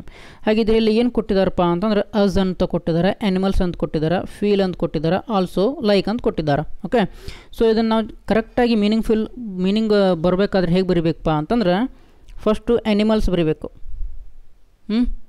ಆ್ಯನಿಮಲ್ಸ್ ಆದಮೇಲೆ ಆ್ಯನಿಮಲ್ಸ್ ಆಲ್ಸೋ ಬರಿಬೇಕು. ಆಮೇಲೆ ಫೀಲ್, ಆ್ಯನಿಮಲ್ಸ್ ಆಲ್ಸೋ ಫೀಲ್ ಬರಿಬೇಕು. ಆಮೇಲೆ ಲೈಕ್, ಆಮೇಲೆ ಅಸ್. ಓಕೆ, ಅಂದರೆ animals also feel like us ಅಂದರೆ ಪ್ರಾಣಿಗಳಿಗೂ ಸಹ ಪ್ರಾಣಿಗಳಿಗೂ ಸಹ ನಮ್ಮ ಥರ ಭಾವನೆಗಳಿದೆ. ಪ್ರಾಣಿಗಳಿಗೂ ಸಹ ನಮ್ಮ ಥರನೇ ಫೀಲ್ ಆಗ್ತದೆ ಅಂತೇಳಿ ಇದರ ಅರ್ಥ ಬರ್ತದೆ. ಓಕೆ, ಸೊ ಹಾಗಾದರೆ ಆಪ್ಷನ್ಗಳನ್ನ ನೋಡ್ಕೊತ ಹೋಗ್ರಿ. ಆಪ್ಷನ್ ಎ ನೋಡಿರಿ, animals feel also like us ಕೊಟ್ಟಿದ್ದಾರೆ. ಸೊ ರಾಂಗ್ ಇದು. ಸೊ ನೆಕ್ಸ್ಟು ಆಪ್ಷನ್ ಸಿ ನೋಡಿರಿ, animals like as feel also ಕೊಟ್ಟಿದ್ದಾರೆ. ಇದು ಗ್ರಾಮೆಟಿಕಲಿ ರಾಂಗ್ ಆಗ್ತದೆ. ಆಪ್ಷನ್ ಡಿ ನೋಡಿರಿ, animals like also feel as, ಇದು ರಾಂಗ್ ಆಗ್ತದೆ. ಸೊ ಹಾಗಿದ್ರೆ ಸರಿಯಾದ ಉತ್ತರ ಯಾವುದಪ್ಪ ಅಂತಂದ್ರೆ ಇಲ್ಲಿ option B, animals also feel like us ಅನ್ನುವಂಥದ್ದು. Okay, option B is the right answer. Animals also feel like us. Next 9ನೇ ಪ್ರಶ್ನೆ ನೋಡೋಣ. ಇದು ಸಹ ಒಂದು ಇಂಪಾರ್ಟೆಂಟ್ ಕ್ವಶನು. ಅಂದರೆ ಯಾವ ಪ್ರಾಣಿಗಳು ಮಾಡುವಂತಹ ಧ್ವನಿಗೆ ಏನಂತ ಕರಿತೀವಿ ಅಂತೇಳಿ. ಫಾರ್ ಎಕ್ಸಾಂಪಲು ಆನೆ ಮಾಡುವಂಥ ಧ್ವನಿಗೆ ನಾವು ಟ್ರಂಪೆಟ್ ಅಂತ ಕರಿತೀವಿ. ನಾಯಿ ಮಾಡುವಂಥ ಸೌಂಡ್ಗೆ ನಾವು ಬಾರ್ಕ್ ಅಂದರೆ ಬೊಗಳು ಅಂತ ಕರಿತೀವಿ. ಹೌದಾ? ಕುದುರೆ ಮಾಡುವಂಥ ಸೌಂಡ್ಗೆ ನಾಯಿ ಅಂತ ಕರಿತೀವಿ. ಓಕೆ, ಈ ಥರ ಇಲ್ಲಿ ಡಕ್ ಏನು ಕೊಟ್ಟಿದ್ದಾರೆ, ದ ಡಕ್ ಕ್ವಾಕ್ಸ್ ಅಂತ ಕೊಟ್ಟಿದ್ದಾರೆ. ಡಕ್ ಏನು ಮಾಡ್ತದೆ, ಕ್ವಾಕ್ ಅಂತ ಸೌಂಡ್ ಮಾಡ್ತದೆ. ಅದೇ ಥರ ಕೌ ಅಂದರೆ ಹಸು ಹೇಗೆ ಸೌಂಡ್ ಮಾಡ್ತದೆ ಅಂತ ಕೇಳಿದಾರೆ. ಓಕೆ, ಹಸು ಹೇಗೆ ಸೌಂಡ್ ಮಾಡ್ತದೆ ಅಂತ ನೋಡೋಣ. ಇಲ್ಲಿ ಆಪ್ಷನ್ ಎ ನೋಡಿರಿ, ಕಾವ್ ಅಂತ ಕೊಟ್ಟಿದ್ದಾರೆ. ಇದು ಕಾಗೆ ಮಾಡುವಂಥ sound. Okay, next option D ನೋಡಿರಿ, ಬೌ ಅಂತ ಕೊಟ್ಟಿದ್ದಾರೆ. ಬೌ ಅಂತ ಯಾವುದು ಅಂತದೆ, ನಾಯಿ. ಸೊ ಅದಕ್ಕೆ ಬಾರ್ಕಿಂಗ್ ಅಂತಲೂ ಅಂತ ಕರಿತೀವಿ ನಾವು. ಹಾಗಾದರೆ ದ ಕೌ ಹೇಗೆ ಸೌಂಡ್ ಮಾಡ್ತೈತಪ್ಪ ಅಂತಂದ್ರೆ ಮೂ ಅಂತ ಸೌಂಡ್ ಮಾಡ್ತದೆ. Okay, option B is the right answer. ಇಲ್ಲಿ ಕೌ ಮಾಡುವಂಥ ಸೌಂಡ್ ಏನಪ್ಪ ಅಂದ್ರೆ ಮೂ ಅಂತೇಳಿ. ಓಕೆ, ನೆಕ್ಸ್ಟ್ 10ನೇ ಪ್ರಶ್ನೆ ನೋಡೋಣ. 10ನೇ ಪ್ರಶ್ನೆ ನೋಡೋಣ ಈಗ. Match the words in column A with their opposite in column B. ಅಂದರೆ ಇದೇನು ಇಲ್ಲಿ ಕಾಲಮ್ ಎ ಒಳಗೆ ಒಂದು ವರ್ಡ್ಸ್ ಕೊಟ್ಟಿದ್ದಾರೆ ನೋಡ್ರಿ, ಅವುದರ ವಿರುದ್ಧಾರ್ಥಕ ಪದಗಳು ಇಲ್ಲಿದ್ದಾವೆ. ಸೊ ಅವನ್ನ ನೀವು ಮ್ಯಾಚ್ ಮಾಡ್ಬೇಕು ಈ ಥರ. ಓಕೆ, ಈ ಥರ ಮ್ಯಾಚ್ ಮಾಡಬೇಕಪ್ಪ ಅಂತಂದ್ರೆ ನೋಡೋಣ. ಫಸ್ಟ್ ಒನ್ ಫ್ಯಾಟ್ ಅಂತ ಕೊಟ್ಟಿದ್ದಾರೆ. ಫ್ಯಾಟ್ ಅಂತಂದ್ರೇನು, ದಪ್ಪ. ಹೌದಾ? ಫ್ಯಾಟ್ ಅಂದ್ರೇನು, ದಪ್ಪ. ಹಾಗಾದರೆ ದಪ್ಪ ವಿರುದ್ಧಾರ್ಥ ಪದ ಏನು? ತೆಳ್ಳಗೆ. ಓಕೆ, ತೆಳ್ಳಗೆ ಅಂಥೇಳಿ ಇಲ್ಲಿ ಯಾವುದು ಅರ್ಥ ಬರ್ತದೆ ನೋಡೋಣ. ಯಾವ್ದು ಅರ್ಥ ಬರ್ತೈತಪ್ಪ ಅಂತಂದ್ರೆ ತಿನ್ ಅನ್ನುವಂಥದ್ದು ಬರ್ತದೆ ನೋಡ್ರಿ, ಫ್ಯಾಟ್ ತಿನ್. ಓಕೆ, ಸೊ ಹಾಗಾದರೆ ಫ್ಯಾಟ್ಗೆ ತಿನ್ ಅಂತೇಳಿ ಜೋಡಿಸ್ಬೇಕು ನಾವು. ನೆಕ್ಸ್ಟ್ ಹಾಗಾದರೆ ಒಂದನೇಕ್ಕೆ ಏನು ಬರಬೇಕು? ಬಿ ಅನ್ನುವಂಥದ್ದು ಬರಬೇಕು. ಸೊ ಬಿ ಅನ್ನುವಂಥದ್ದು ಈ ಒಂದು ಎ ಆಪ್ಷನಲ್ಲಿಲ್ಲ, ತೆಗೆದುಬಿಡ್ರಿ. ಸಿ ಆಪ್ಷನ್ ಇಲ್ಲ, ತೆಗೆದುಬಿಡ್ರಿ. ಬಿ ಆಪ್ಷನಲ್ಲೂ ಸಹ ಇಲ್ಲ, ತೆಗೆದುಬಿಡ್ರಿ. ಸೊ ಹಾಗಾದರೆ ರೈಟ್ ಆನ್ಸರ್ ನಿಮಗೆ ಈಗಲೇ ಗೊತ್ತಾಗ್ಬಿಡ್ತು, ಆಪ್ಷನ್ ಡಿ ಅನ್ನುವಂಥದ್ದು. ಹೌದಾ? ಸಾರಿ ಬಿಯಲ್ಲಿ ಡಿ. ಹಾಂ, ಈಗ ಇಲ್ಲಿ ಇವೆರಡೂದ್ರಲ್ಲೂ ಏನಿದೆ? ಬಿ ಅಂತ ಇದೆ. ಓಕೆ, ಹಾಗಾದರೆ ಈ ಕಾಂಪಿಟೇಷನ್ ಇರೋದು ಯಾವುದು? ಸಿ ಮತ್ತು ಡಿ ಆಪ್ಷನ್ಗಳಲ್ಲಿ. ಓಕೆ, ಇವೆರಡು ಮಧ್ಯೆ ನೋಡೋಣ ನಾವೀಗ. ನೆಕ್ಸ್ಟ್ ಎರಡನೇ ವರ್ಲ್ಡನ್ನ ನೋಡಿ. ಎರಡನೇ ವರ್ಲ್ಡ್ ಏನಂತ ಇದೆ? ಹ್ಯಾಪಿ ಅಂತ ಇದೆ. ಓಕೆ, ಹ್ಯಾಪಿ ಅಂತಂದ್ರೆ ಏನು? ಸಂತೋಷ ಅಂಥೇಳಿ. ಹೌದಾ? ಸಂತೋಷ ಅಂತ ಅರ್ಥ ಬರ್ತದೆ. ಹ್ಯಾಪಿ ಅಂದರೆ ಸಂತೋಷ. ಸಂತೋಷಗೆ ವಿರುದ್ಧಾರ್ಥಕ ಪದ ಏನಪ್ಪ ಅಂದರೆ ದುಃಖ ಅಂತ ಬರ್ತದೆ. ಹಾಗಾದರೆ ಇವುಗಳಲ್ಲಿ ದುಃಖ ಅನ್ನುವಂಥದ್ದು ವರ್ಲ್ಡ್ ಯಾವ್ದು ಮೀನಿಂಗ್ ಬರ್ತದೆ ನೋಡೋಣ. ಯಾವುದು ಬರ್ತಿತ್ತಪ್ಪ ಅಂತಂದರೆ ಹ್ಯಾಪಿ, ಅನ್ಹ್ಯಾಪಿ ವಿರುದ್ಧಾರ್ಥಕ ಪದ. ಹ್ಯಾಪಿ ಅಂದ್ರೇನು? ಅನ್ಹ್ಯಾಪಿ ಅಂತೆ. ಓಕೆ, ಸೊ ಹಾಗಾದರೆ ಎರಡನೇ ಆಪ್ಷನ್ ಏನಾಗಿರಬೇಕು? ಸಿ ಆಗಿರಬೇಕು. ಓಕೆ, ಎರಡೂದ್ರಲ್ಲೂ ಸಿ ಕೊಟ್ಟಿದ್ದಾರೆ ಇಲ್ಲಿ. ಇನ್ನೂ ನಮಗೆ ಆನ್ಸರ್ ಸಿಕ್ಕಿಲ್ಲ. ಓಕೆ, ನೆಕ್ಸ್ಟ್ ಹಂಗಂದರೆ ಮುಂದಿನ ನೋಡೋಣ. ಮುಂದಿಂದು ಏನಿದೆ? ಏನೈತಿಪ್ಪ ಅಂತಂದರೆ ವರ್ಲ್ಡು ನಿಯರ್ ಅಂತ ಇದೆ. ಓಕೆ, ನಿಯರ್ ಅಂತ ಇದೆ. ನಿಯರ್ ಅಂತಂದ್ರೇನು? ಸಮೀಪ ಅಂತ ಅರ್ಥ ಬರ್ತದೆ. ಸಮೀಪ. ಓಕೆ, ಸಮೀಪದ ವಿರುದ್ಧಾರ್ಥಕ ಪದ ಏನು? ದೂರ. ಹಾಗಾದರೆ ದೂರ ಅನ್ನುವಂಥ ಅರ್ಥವನ್ನು ಇದರಲ್ಲಿ ಯಾವ್ದು ಕೊಡ್ತದೆ? ಓಕೆ, ಯಾವ್ದು ಕೊಡ್ತದಪ್ಪ ಅಂತಂದ್ರೆ ಫಾರ್. ನಿಯರ್, ಫಾರ್ ಅಂತಂದರೆ ದೂರ. ಓಕೆ, ಹಾಗಾದರೆ ಮೂರನೇದು ಏನಿರಬೇಕು? ಡಿ ಇರಬೇಕು. ನೋಡೋಣ ಇಲ್ಲಿ ಮೂರನೇದು ಡಿ. ಇಲ್ಲಿ ಎ ಕೊಟ್ಟಿದ್ದಾರೆ ನೋಡ್ರಿ, ಎ ಕೊಟ್ಟಿದ್ದಾರೆ ಇಲ್ಲಿ. ಸೊ ಇದು ರಾಂಗ್ ಆಗ್ತದೆ. ಸೊ ಹಾಗಾದರೆ ಆಪ್ಷನ್ ಡಿ ಹೋಯ್ತು ಇಲ್ಲಿ. ಓಕೆ, ಹಾಗಾದರೆ ಇನ್ನು ಉಳಿದಿರೋದು ಯಾವುದು? Option C. ಇದು ಮಾತ್ರ ರೈಟ್ ಆನ್ಸರ್ ಆಗಬೇಕು. ಓಕೆ, ಬಟ್ ಇನ್ನೊಂದು ಶಬ್ದ ಉಳಿದಿದೆ ನೋಡ್ರಿ, ಅದನ್ನೊಂದು ಸಲ ನೋಡ್ಬಿಡೋಣ. ಫಸ್ಟ್ ಅಂತಂದ್ರೇನು? ಮೊದಲು. ಹೌದಾ? ಫಸ್ಟ್ ಅಂತಂದ್ರೇನು? ಮೊದಲು ಅಂತ ಅರ್ಥ ಬರ್ತದೆ. ಮೊದಲು ಅಂತಿದ್ರೆ ಅದರ ವಿರುದ್ಧಾರ್ಥಕ ಪದ ಕೊನೆಯದು, ಲಾಸ್ಟ್ ಅಂತ ಬರಬೇಕು. ಓಕೆ, ಸೊ ಹಾಗಾದರೆ ಇಲ್ಲಿದೆ ನೋಡಿರಿ ಲಾಸ್ಟ್. ನಾಲ್ಕನೇ ಆಪ್ಷನು ಎ ಇರಬೇಕು. ಸೊ ಹಾಗಾಗಿ ನಮಗೆ ಸರಿಯಾದ ಉತ್ತರ ಬಂದಿದ್ದು ಯಾವುದಪ್ಪ ಅಂತಂದರೆ ಇಲ್ಲಿ ಆಪ್ಷನ್ ಸಿ. ಗೊತ್ತಾಯ್ತಲ್ಲ ನಿಮಗೆ? So option C is the right answer. Next 11ನೇ ಪ್ರಶ್ನೆ ಹೋಗೋಣ. 11ನೇ ಪ್ರಶ್ನೆ ಏನಿದೆಪ್ಪ ಅಂತಂದ್ರೆ the suffix ful is suits with ಅಂತ ಕೊಟ್ಟಿದ್ದಾರೆ. The suffix ful suits with ಅಂತ ಕೊಟ್ಟಿದ್ದಾರೆ. ಅಂದರೆ ಸಫಿಕ್ಸ್ ಅಂತಂದ್ರೆ ಏನಪ್ಪ ಅಂತಂದ್ರೆ ಒಂದು ವರ್ಲ್ಡನ್ನ ಕೊನೆಗೆ ಆ್ಯಡ್ ಮಾಡಿದಾಗ ಆ ಒಂದೊಂದು ಮೀನಿಂಗ್ಫುಲ್ ವರ್ಲ್ಡ್ ಆಗಬೇಕು. ಓಕೆ, ಅದು ಒಂದು ವೇಳೆ ಪ್ರಿಫಿಕ್ಸ್ ಅಂತ ಕೊಟ್ಟಿದ್ದರೆ ಏನು ಮಾಡಬೇಕು? ಶಬ್ದದ ಮೊದಲಿಗೆ ಅದನ್ನ ಜೋಡಿಸ್ಬೇಕು. ಪ್ರಿಫಿಕ್ಸ್ ಅಂತಂದ್ರೇನು? ಒಂದು ಯಾವುದಾದ್ರೂ ವರ್ಲ್ಡ್ ಇದ್ದರೆ ಅದರ ವರ್ಲ್ಡ್ನ ಮೊದಲಿಗೆ ಈ ಥರ ಜಾಯಿನ್ ಮಾಡೋದಿದ್ರೆ ಅದು ಪ್ರಿಫಿಕ್ಸು. ಅದೊಂದು ವೇಳೆ ಸಫಿಕ್ಸ್ ಅಂತಿದ್ರೆ ಆ ಒಂದು ವರ್ಡ್ನ ಕೊನೆಗೆ ಜಾಯಿನ್ ಮಾಡಬೇಕು ನಾವು. ಓಕೆ, ಇದು ಹೇಗೆ ನೆನ್ಪಿಟ್ಕೊಳ್ಳೋದು ನೋಡಿ. ಈ ಪ್ರಿಫಿಕ್ಸ್ ಇನ್ನೊಂದು ಹೇಳ್ತಾ ನೋಡ್ರಿ, ಪ್ರಿಫಿಕ್ಸ್ ನನ್ನ ಉಚ್ಚಾರ ನೋಡ್ರಿ. ಪ್ರಿಫಿಕ್ಸ್ ಈ ಪ್ರಿಫಿಕ್ಸ್ ಒಳಗೆ ಪ್ರಿಫಿಕ್ಸ್ ಫಸ್ಟ್, ಫ್ರೀ ಫಸ್ಟ್. ಹೌದಾ? ಪ್ರಿಫಿಕ್ಸ್ ಫಸ್ಟ್ ಇದೆರಡೂದಲ್ಲಿ ಎಫ್ ಅನ್ನುವಂಥ ಶಬ್ದ ಬರ್ತದೆ ನೋಡ್ರಿ. ಎಫ್ ಅನ್ನುವಂಥ ಧ್ವನಿ ಮೊದಲು ಬರ್ತದೆ ನೋಡ್ರಿ. ಹಾಗಾದರೆ ಈ ಪ್ರಿಫಿಕ್ಸ್ ಅಂತ ಬಂದರೆ ಅದನ್ನು ಯಾವಾಗಲೂ ಶಬ್ದದ ಮೊದಲಿಗೆ ನಾವೇನು ಮಾಡಬೇಕು? ಆ್ಯಡ್ ಮಾಡಬೇಕು. ಅದೇ ಸಫಿಕ್ಸ್ ಅಂತ ಬಂದರೆ ಕೊನೆಗೆ ಆ್ಯಡ್ ಮಾಡಬೇಕು. ಓಕೆ, ಹಾಗಿದ್ರೆ ಇಲ್ಲಿ ಅವ್ರು ಏನು ಕೊಟ್ಟಿದ್ದಾರೆ? ದ ಸಫಿಕ್ಸ್ ಅಂತ ಕೊಟ್ಟಿದ್ದಾರೆ. ಸಫಿಕ್ಸ್ ಅಂತ ಕೊಟ್ಟರೆ ನಾವು ಯಾವಾಗಲೂ ಶಬ್ದದ ಕೊನೆಗೆ ಆ್ಯಡ್ ಮಾಡಬೇಕು ನಾವು. ಓಕೆ, ಒಂದು ವರ್ಡ್ನ ಕೊನೆಗೆ ಆ್ಯಡ್ ಮಾಡಬೇಕು. ಓಕೆ, ಹಾಗಾದರೆ ಆ್ಯಡ್ ಮಾಡ್ಕೊತ ಹೋಗೋಣ. ಈಗ ಫಸ್ಟ್ ಆಪ್ಷನ್ ಏನು ನೋಡಿರಿ, ಆಪ್ಷನ್ ಎ ಎಂಜಾಯ್ ಇದೆ. ಇದಕ್ಕೆ ಈ ಫುಲ್ ಅನ್ನುವಂಥ ಸಫಿಕ್ಷನ್ನು ಆ್ಯಡ್ ಮಾಡಿದರೆ ಏನಂತ ಅರ್ಥ ಆಗ್ತದೆ? ಏನಾಗ್ತಿರ್ತದಪ್ಪ ಅಂದ್ರೆ ಎಂಜಾಯ್ ಫುಲ್ ಅಂತ ಆಗ್ತದೆ. ಎಂಜಾಯ್ ಫುಲ್ ಅಂತೇಳಿ ನೀವು ಯಾವತ್ತಾದರೂ ಒಂದು ಶಬ್ದವನ್ನು ಓದಿದ್ದೀರಾ? ಇಲ್ಲ ತಾನೆ? ಸೊ ಹಾಗಾಗಿ ಇದೊಂದು ಇದಕ್ಕೆ ನಾವು ಸಫಿಕ್ಸನ್ನು ಆ್ಯಡ್ ಮಾಡೋಕ್ಕೆ ಬರೋದಿಲ್ಲ. ಓಕೆ, ಆಮೇಲೆ ಬಿ ನೋಡ್ರಿ, ಇದು ಕರೇಜ್ ಅಂತ ಇದೆ. ಸೊ ಕರೇಜ್ ಫುಲ್ ಅಂತೇಳಿ ನಾವು ಆ್ಯಡ್ ಮಾಡಿದೀವ, ಕರೇಜ್ ಫುಲ್ ಅಂತೇಳಿ. ಇದು ಸಹ ಅಷ್ಟೊಂದು ಸರಿಯಾಗಿ ಹೊಂದೋದಿಲ್ಲ. ಸೊ ಇದು ರಾಂಗ್ ಆಗ್ತದೆ. ನೆಕ್ಸ್ಟು ಬ್ರೇವ್ ಫುಲ್ ಅಂತಂದು ಏನಾದರೂ ಓದಿದ್ದೀರಾ ನೀವು? ಬ್ರೇವ್ ಫುಲ್ ಅಂತೇಳಿ. ಸೊ ಇದು ರಾಂಗ್ ಆಗ್ತದೆ. ಬಟ್ ಕಲರ್ಫುಲ್ ಅಂತ ಓದಿರ್ತೀರ ನೀವು. ಕಲರ್ಫುಲ್ ಅಂತ ಓದಿರ್ತೀರ, ಹೌದಾ? ಕಲರ್ಫುಲ್, ಓಕೆ, ಕಲರ್ಫುಲ್ ಅಂತ ಓದಿರ್ತೀರ. ಸೊ ಹಾಗಾಗಿ ಈ ಸಫಿಕ್ಸು ಇದರ ಜೋಡಿ ಚೆನ್ನಾಗಿ ಹೊಂತದ. ಕಲರ್ ಅನ್ನುವಂಥದ್ದು, ಕಲರ್ ಎಂಬ ಶಬ್ದದ ಜೋಡಿ ಕಲರ್ಫುಲ್ ಅನ್ನುವಂಥದ್ದು ಚೆನ್ನಾಗಿ ಹೊಂತದ. ಸೊ ಹಾಗಾಗಿ ರೈಟ್ ಆನ್ಸರ್ ಯಾವುದಪ್ಪ ಅಂತಂದ್ರೆ option D, colourful. Okay, next 12ನೇ ಪ್ರಶ್ನೆ ಹೋಗೋಣ. The correctly spelt word is ಅಂತ ಕೊಟ್ಟಿದ್ದಾರೆ. ಅಂದರೆ ಕರೆಕ್ಟಾಗಿ ಉಚ್ಚಾರಣೆ ಮಾಡಿದಂತಹ ಶಬ್ದ ಯಾವುದು ಅಂತ ಕೊಟ್ಟಿದ್ದಾರೆ. ಅಂದರೆ ಫಾರ್ ಎಕ್ಸಾಂಪಲು ಇಲ್ಲಿ ಅವ್ರೇನು ಮಾಡಿದ್ದಾರೆ, ಸ್ಪೆಲ್ಲಿಂಗ್ ಮಿಸ್ಟೇಕ್ ಕೊಟ್ಟಿದ್ದಾರೆ. ನೀವು ಕರೆಕ್ಟಾಗಿರುವಂಥ ಸ್ಪೆಲ್ಲಿಂಗನ್ನು ನೀವು ಏನು ಮಾಡಬೇಕು, ಕಂಡು ಹಿಡಿಬೇಕು.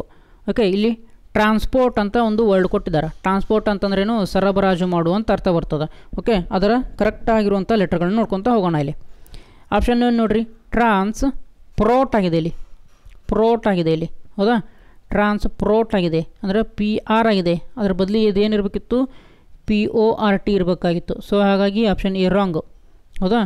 ಆಪ್ಷನ್ ಬಿ ನೋಡಿರಿ, ಆಪ್ಷನ್ ಬಿ ಏನಿದೆ, ಟ್ರೇನ್ ಸ್ಪೋರ್ಟ್ ಆಗಿದೆ. TRAIN ಬರೆದಿದ್ದಾರೆ, ಟ್ರೈನ್. ಇದು ರಾಂಗ್ ಆಗ್ತದೆ. ನಮಗೇನು ಬೇಕು, ಟ್ರಾನ್ಸ್ಪೋರ್ಟ್ ಬೇಕು, ಟ್ರೈನ್ ಸ್ಪೋರ್ಟ್ ಬೇಡ, ಹೌದಾ? ಆಪ್ಷನ್ ಸಿ ನೋಡಿರಿ. ಓಕೆ, ಆಪ್ಷನ್ ಸಿ ಒಳಗೆ ಟ್ಯಾನ್ ಸ್ಪೋರ್ಟ್ ಬರೆದಿದ್ದಾರೆ. ಓಕೆ, TR ಇಲ್ಲಿ ಬರೀ TA ಅಂತ ಕೊಟ್ಟಿದ್ದಾರೆ. ಸೊ ಹಾಗಾಗಿ ಇದು ಟ್ಯಾನ್ ಸ್ಪೋರ್ಟ್ ಆಗಿದೆ. ಸೊ ಇದು ರಾಂಗು. ಓಕೆ, ಹಾಗಾದರೆ ಆಪ್ಷನ್ ಡಿ ನೋಡಿರಿ, ಇಲ್ಲಿ ಕರೆಕ್ಟಾಗಿ ಕೊಟ್ಟಿದ್ದಾರೆ, ಟ್ರಾನ್ಸ್ಪೋರ್ಟ್ ಅಂತೇಳಿ. ಓಕೆ, ಟ್ರಾನ್ಸ್ಪೋರ್ಟ್ ಸ್ಪೆಲ್ಲಿಂಗ್ ಏನಂಗಾದ್ರೆ TRANSPORT. ಓಕೆ, ಇದು ಕರೆಕ್ಟಾದ ಲೆಟರ್ ಇರುವಂಥ ಶಬ್ದ, ಟ್ರಾನ್ಸ್ಪೋರ್ಟ್. ಸೊ ಹಾಗಾಗಿ option D is the right answer ಇಲ್ಲಿ. ಓಕೆ, ನೆಕ್ಸ್ಟ್ ಮುಂದಿನ ಪ್ರಶ್ನೆ ಹೋಗೋಣ. 13ನೇ ಪ್ರಶ್ನೆ. In the given box different shape along with words are given. The shape that chooses verbs ಅಂತ ಕೊಟ್ಟಿದ್ದಾರೆ. ಓಕೆ, ಅಂದರೆ ಇಲ್ಲಿ ಶೇಪ್ಗಳನ್ನ ಕೊಟ್ಟಿದ್ದಾರೆ, ಅದರಲ್ಲಿ ಕೆಲವೊಂದಿಷ್ಟು ಒಂದಿಷ್ಟು ಶಬ್ದಗಳನ್ನ ಕೊಟ್ಟಿದ್ದಾರೆ. ಸೊ ಇದರಲ್ಲಿ ನೀವು ವರ್ಬ್ ಇರುವಂತಹ ಶೇಪನ್ನು ಕಂಡು ಹಿಡಬೇಕು. ವರ್ಬ್ ಅಂದ್ರೇನು, ಕ್ರಿಯಾಪದ. ಅಂದರೆ ಯಾವ ಪದ ನಿಮಗೆ ಕ್ರಿಯೆಯನ್ನು ಸೂಚಿಸ್ತದೆ ನೋಡ್ರಿ, ಆ ಒಂದು ಆಕೃತಿಯನ್ನು ನೀವು ಕಂಡು ಹಿಡಬೇಕಿಲ್ಲಿ. ಓಕೆ, ಹಾಗಾದರೆ ಇಲ್ಲಿ ನೋಡಿರಿ, ಆಪ್ಷನ್ನು ಇದು ರೆಕ್ಟ್ಯಾಂಗಲ್ ಅಥವಾ ಆಯತದಲ್ಲಿ ಏನಿದೆ, ಸಿಂಗ್ ಅಂತ ಇದೆ, ಇಲ್ಲಿ ಬಾರ್ಕ್ ಅಂತ ಇದೆ. ಇದು ಕ್ರಿಯೆಯನ್ನು ಸೂಚನೆ ಮಾಡ್ತದಾ? ಸಿಂಗ್ ಅಂತಂದ್ರೇನು, ಹಾಡುವುದು. ಓಕೆ, ಬಾರ್ಕ್ ಅಂತಂದ್ರೇನು, ಬೊಗಳುವುದು. ಓಕೆ, ಹಾಗಾದರೆ ಇಲ್ಲಿ ಒಬ್ಬ ವ್ಯಕ್ತಿ ಹಾಡ್ತಿದ್ದಾನೆ ಅಂದರೆ ಅವನು ಒಂದು ಕ್ರಿಯೆಯನ್ನು ಮಾಡ್ತಿದ್ದಾನೆ. ಒಂದು ನಾಯಿ ಇಲ್ಲಿ ಬೊಗಳ್ತಿದೆ, ಬಾರ್ಕಿಂಗ್ ಅಂತಂದರೆ ಬೊಗಳ್ತಿದೆ ಅಂತ ಅಂದರೆ ಅದು ಸಹ ಒಂದು ಕ್ರಿಯೆಯನ್ನು ಮಾಡ್ತಿದೆ.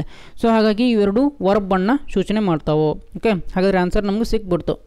ಓಕೆ, ನೋಡೋಣ ಮುಂದಿನ ಸಹ ವರ್ಡ್ಗಳನ್ನ ನೋಡೋಣ. ಇಲ್ಲಿ ಬಿಟ್ವೀನ್ ಕೊಟ್ಟಿದ್ದಾರೆ ಮತ್ತು ಫ್ರಮ್ ಅಂತ ಕೊಟ್ಟಿದ್ದಾರೆ. ಓಕೆ, ಈ ಬಿಟ್ವೀನು ಮತ್ತು ಫ್ರಮ್ಮು ಇವು ಏನು ಮಾಡ್ತಾವಪ್ಪ ಅಂತಂದರೆ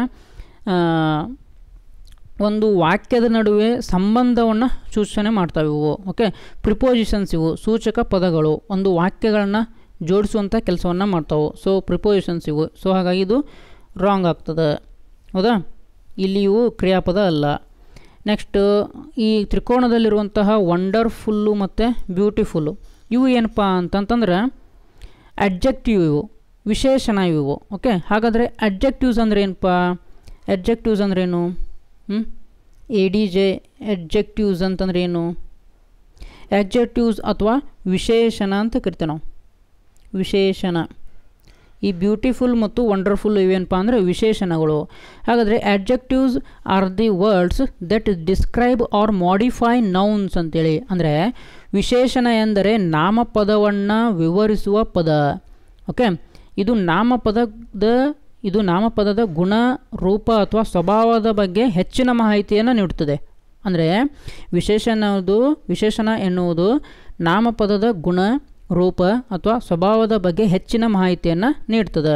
ಓಕೆ, ಸೊ ಈ ಥರ ಹೆಚ್ಚಿನ ಮಾಹಿತಿಯನ್ನು ನೀಡುವಂತಹ ಶಬ್ದಗಳಿಗೆ ನಾವು ವಿಶೇಷಣ ಅಥವಾ ಅಡ್ಜೆಕ್ಟಿವ್ಸ್ ಅಂತ ಹೇಳ್ತೀವಿ. ಫಾರ್ ಎಕ್ಸಾಂಪಲ್ ನೋಡ್ರಿ, ಇಲ್ಲಿ she gave me a gift ಅಂದರೆ ಅವಳು ನನಗೆ ಉಡುಗೊರೆ ಕೊಟ್ಟಳು. ಇದರಲ್ಲಿ ಯಾವುದೇ ಥರನಾದ ವಿಶೇಷಣ ಇಲ್ಲ. ಈಗ ಒಂದು ವಿಶೇಷಣ ಆ್ಯಡ್ ಮಾಡ್ತೇನೆ ನೋಡ್ರಿ ನಾನು. She gave me a wonderful gift. ಅವಳು ನನಗೆ ಅದ್ಭುತವಾದ ಉಡುಗೊರೆ ಕೊಟ್ಟಳು. ಓಕೆ, ಸೊ ಇಲ್ಲಿ ಅದ್ಭುತವಾದ ಉಡುಗೊರೆ ಅಥವಾ ವಂಡರ್ಫುಲ್ ಗಿಫ್ಟ್. ವಂಡರ್ಫುಲ್ ಅನ್ನೋದು ಒಂದು ವಿಶೇಷಣ ಆಯ್ತು, ಇಲ್ಲಿ ಅದ್ಭುತವಾದ ಅನ್ನೋದು ಒಂದು ವಿಶೇಷಣ ಆಯಿತು. ಓಕೆ, ನೋಡ್ರಿಗೆ ಮೊದಲಿಗೆ ನಾನು ಹೇಳಿದ್ದೆ ಜಸ್ಟ್ ಅವಳು ನನಗೆ ಉಡುಗೊರೆ ಕೊಟ್ಟಳು, ಜಸ್ಟ್ ಉಡುಗೊರೆ ಕೊಟ್ಟಳು. ಓಕೆ, ಉಡುಗೊರೆ ಅಷ್ಟೇ ಕೊಟ್ಲಂತ ಹೇಳಿದೆ. ಅದೇ ಎರಡನೇ ಸೆಂಟೆನ್ಸಲ್ಲಿ ನಾನೇನು ಹೇಳಿದೆ, ಅವಳು ನನಗೆ ಅದ್ಭುತವಾದ ಉಡುಗೊರೆ ಕೊಟ್ಟಳು ಅಂತ ಹೇಳಿದೆ, ಹೌದಾ. ಸೊ ಅದ್ಭುತವಾದ ಅನ್ನೋದೇನಪ್ಪ ಅಂದರೆ ಇಲ್ಲಿ ಒಂದು ವಿಶೇಷಣ ಇದು. ಓಕೆ, ಅಂದರೆ ಉಡುಗೊರೆ ಹೇಗಿದೆ, ಅದ್ಭುತವಾಗಿದೆಯೋ ಏನು ಕೆಟ್ಟದಾಗಿದೆಯೋ ಅದನ್ನು ಹೇಳ್ತದಲ್ಲ ಅದು. ಸೊ ಹಾಗಾಗಿ ಅದ್ಭುತವಾದ ಅಥವಾ ವಂಡರ್ಫುಲ್ ಅನ್ನೋದು ಏನು ಒಂದು ವಿಶೇಷಣ. ಓಕೆ, ಹಾಗಾದರೆ ಈ ಬ್ಯೂಟಿಫುಲ್ ಎಂಬುದಕ್ಕೂ ಸಹ ಒಂದು ಉದಾಹರಣೆ ಕೊಡಲಾ. ನೋಡಿರಿ, ಒಂದು ಫಸ್ಟ್ ನಾರ್ಮಲ್ ವಿಶೇಷಣ ಇಲ್ಲದೇ ಇರುವಂತಹ ಒಂದು ವಾಕ್ಯ ಹೇಳ್ತೀನಿ ನೋಡಿರಿ. ದಿಸ್ ಈಸ್ ಅ ಪೇಂಟಿಂಗ್, ಇದು ಒಂದು ಚಿತ್ರಣ. ಓಕೆ, ಇಷ್ಟೇ, ಇದು ಒಂದು ಚಿತ್ರಕಲೆ ಅಥವಾ ದಿಸ್ ಈಸ್ ಅ ಪೇಂಟಿಂಗ್, ಇದು ಒಂದು ಚಿತ್ರಕಲೆ. ಇದರಲ್ಲಿ ಏನು ವಿಶೇಷಣ ಇಲ್ಲ. ಈಗ ವಿಶೇಷಣ ಅಥವಾ ಅಡ್ಜೆಕ್ಟಿವ್ ಹಾಕಿ ಒಂದು ಸೆಂಟೆನ್ಸ್ ಹೇಳ್ತೇನೆ ನೋಡಿರಿ. This is a beautiful painting. Okay, ಇದು ಒಂದು ತುಂಬ ಚೆನ್ನಾಗಿರುವಂತಹ ಚಿತ್ರಕಲೆ. ಓಕೆ, ತುಂಬ ಚೆನ್ನಾಗಿರುವಂತಹ ಇದೇನಿದು ವಿಶೇಷಣ. ಓಕೆ, ಸೊ ಹಾಗಾಗಿ ವಿಶೇಷಣ ಅಥವಾ ಅಡ್ಜೆಕ್ಟಿವ್ಸ್ ಅಂತಂದರೆ ಇದು ನಾಮಪದದ ಬಗ್ಗೆ ಹೆಚ್ಚಿನ ಮಾಹಿತಿಯನ್ನು ಕೊಡ್ತದೆ. ಅದರ ಗುಣ ಹೇಗಿದೆ ಅಂತ ಹೇಳ್ತದೆ, ಅದರ ರೂಪ ಹೇಗಿದೆ ಅಂತ ಹೇಳ್ತದೆ, ಸ್ವಭಾವ ಹೇಗೆ ಇದೆ ಅಂತ ಹೇಳ್ತದೆ. ಓಕೆ, ಇಷ್ಟು ಎಲ್ಲ ಇದ್ರ ಬಗ್ಗೆ ಎಕ್ಸ್ಪ್ಲನೇಷನ್ ಆಯ್ತು. ಈಗ ವಂಡರ್ಫುಲ್ ಮತ್ತು ಈ ಬ್ಯೂಟಿಫುಲ್ ಬಗ್ಗೆ ಆಯಿತು. ನೆಕ್ಸ್ಟ್ ಏನು ಕೊಟ್ಟಿದ್ದಾರಪ್ಪ ಅಂತಂದ್ರೆ ಈ ಟೀಚರ್ ಮತ್ತು ಡಾಕ್ಟರ್ ಅಂತ ಕೊಟ್ಟಿದ್ದಾರೆ. ಇವಂತೂ ಗೊತ್ತು ನಿಮಗೆ, ನಾಮಪದಗಳು. ಶಿಕ್ಷಕ, ಡಾಕ್ಟರು. ಶಿಕ್ಷಕ ಅಂದರೆ ಟೀಚರು, ಡಾಕ್ಟರ್ ಅಂದರೆ ವೈದ್ಯ. ಇವಂಥ ನಾಮಪದಗಳು. ಇಲ್ಲಿ ಯಾವುದೇ ಥರನಾದಂತಹ ಕ್ರಿಯೆ ನಡೀತಿಲ್ಲ. ಇಲ್ಲಿ ಕ್ವಶನ್ ಏನು ಕೊಟ್ಟಿದ್ದಾರೆ ಅವರು ನಮಗೆ, ಈ ವರ್ಬನ್ನು ಕಂಡುಹಿಡಿದ್ದಾರೆ. ಕ್ರಿಯೆ ಯಾವುದರಲ್ಲಿ ನಡೀತಿದೆ ಅದನ್ನು ಕಂಡುಹಿಡಿರಿ ಅಂತ ಕೊಟ್ಟಿದ್ದಾರೆ. ಸೊ ಹಾಗಾಗಿ ಈ ಕ್ರಿಯೆ ಎಲ್ಲಿ ನಡೆಯತ್ತಪ್ಪ ಅಂತಂದ್ರೆ ಈ ಸಿಂಗ್ ಮತ್ತು ಬಾರ್ಕ್ ಇವುಗಳಲ್ಲಿ ನಮಗೆ ಕ್ರಿಯೆ ನಡೀತಿದೆ. ಸೊ ಹಾಗಾಗಿ ನಮಗೆ ಉತ್ತರ ಏನಾಗ್ತದಪ್ಪ ಅಂತಂದ್ರೆ ಈ ಟ್ರಯಾಂಗಲ್ಗಳಲ್ಲಿ ಕ್ರಿಯೆ ವಿಶೇಷಣ ಅಲ್ಲ, ಟ್ರಯಾಂಗಲ್ಗಳಲ್ಲಿ ಕ್ರಿಯೆ ನಡೆಯುವಂತಹ ಅಥವಾ ಕ್ರಿಯಾಪದ ಇದೆ ಅಂತ ನಾವು ಹೇಳಬೇಕು. ಓಕೆ, ವರ್ಬ್ ಇದೆ ಅಂತ ಹೇಳಬೇಕು. ಓಕೆ, ಇಷ್ಟೇ. ಅವ್ರೇನು ಕೇಳಿದ್ದಾರೆ, ಯಾವ ಒಂದು ಆಕೃತಿಯಲ್ಲಿ ಕ್ರಿಯಾಪದ ಇದೆ ಅಥವಾ ವರ್ಬ್ ಇದೆ ಅಂತ ಕೇಳಿದ್ದಾರೆ. ಸೊ ಈ ರೆಕ್ಟ್ಯಾಂಗಲ್ಗಳಲ್ಲಿ ಕ್ರಿಯಾಪದ ಅಥವಾ ವರ್ಬ್ ಇದೆನಾ. ಸೊ ಇಷ್ಟೇ ಇದರ ಆನ್ಸರ್. ನೆಕ್ಸ್ಟ್ 14ನೇ ಪ್ರಶ್ನೆಯನ್ನು ನೋಡಿರಿ. ಇದಂತಲೂ ತುಂಬ ಸಲ ರಿಪೀಟ್ ಆದಂಥ ಪ್ರಶ್ನೆ. ಇದನ್ನು ತುಂಬ ಚೆನ್ನಾಗಿ ನೋಡ್ಕೊಳ್ಳಿ. ಒನ್ ಹೂ ಬ್ರಿಂಗ್ಸ್ ಲೆಟರ್ಸ್ ಅಂತ ಕೊಟ್ಟಿದ್ದಾರೆ. ಅಂದರೆ ಒಬ್ಬ ಲೆಟರ್ ತರುವಂತಹ ಅಥವಾ ಅಂಚೆಗಳನ್ನ ತರುವಂಥ ವ್ಯಕ್ತಿಗೆ ನಾವು ಏನಂತ ಕರಿತೀವಿ ಅಂಥೇಳಿ. ಓಕೆ, ಆಪ್ಷನ್ ಸಿ ನೋಡಿರಿ, ಟೀಚರ್ ಇದು ರಾಂಗು. ಯಾಕಂದರೆ ಯಾರು ನಿಮಗೆ ಟೀಚ್ ಮಾಡ್ತಾರೋ, ಪಾಠವನ್ನು ಹೇಳ್ತಾರೋ ಅವರಿಗೆ ನೀವು ಟೀಚರ್ ಅಂತ ಹೇಳ್ತೀರಿ. ಸೊ ಇದು ರಾಂಗು. ಮದರ್ ಅಂದರೆ ತಾಯಿ. ಇಲ್ಲಿ ಮದರ್ ನಿಮಗೇನಾದರೂ ಅಂಚೆಯನ್ನು ಅಥವಾ ಲೆಟರ್ಗಳನ್ನ ತಂದು ಕೊಡ್ತಾರಾ? ರಾಂಗು. ಲೆಟರ್ ಮ್ಯಾನ್ ಅಂತ ಅನ್ನೋದಿಲ್ಲ ನಾವು.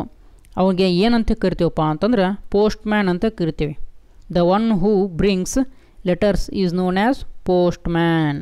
ಓಕೆ, ನೆಕ್ಸ್ಟ್ 15ನೇ ಪ್ರಶ್ನೆ ನೋಡೋಣ.